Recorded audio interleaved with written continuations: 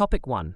Federal Reserve Governor Adriana Kugler violated ethics rules through stock trades, raising questions about regulatory compliance.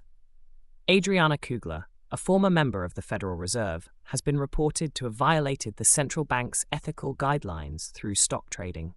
She conducted multiple trades in 2024 during the blackout period surrounding Federal Reserve policy meetings, which is against the rules. Kugler claims she was unaware of these transactions made by her spouse. This breach of ethics has raised significant concerns, especially considering the impact of the Federal Reserve's policy decisions on financial markets.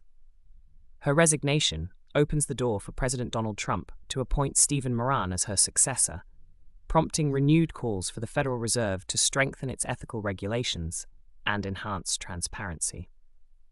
Topic 2. Former President Trump has made significant investments, purchasing $82 million in bonds, indicating a strategic financial move. Former President Donald Trump has made a strategic financial move by purchasing at least $82 million in corporate and municipal bonds between late August and early October. These investments include various industries that benefited from his policies, such as semiconductor companies like Broadcom and Qualcomm, technology firms like Meta Platforms, and retailers like Home Depot and CVS Health.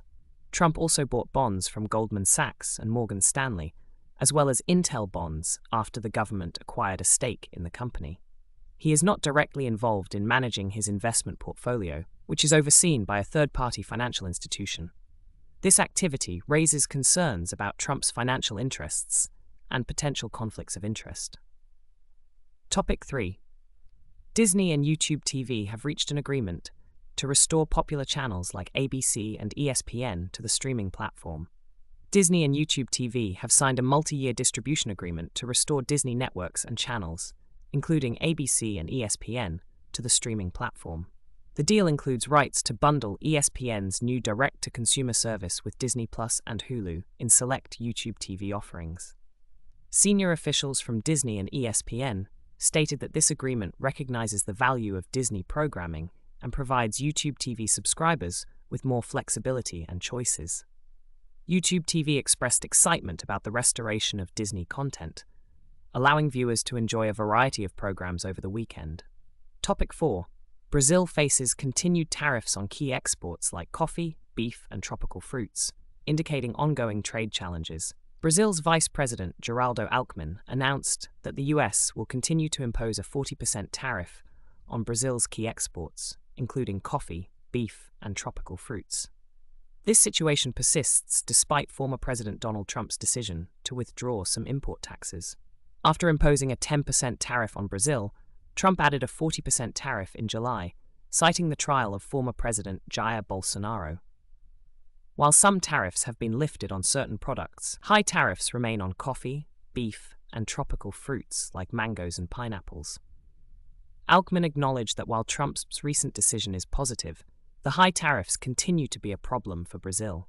Relations between Brazil and the U.S. are improving, with expectations of a trade agreement soon. The Brazilian Coffee Industry Association stated it will continue to monitor the situation. Topic 5. Apple faces a substantial financial setback, with a jury ruling that it must pay $634 million to Massimo over a smartwatch patent dispute.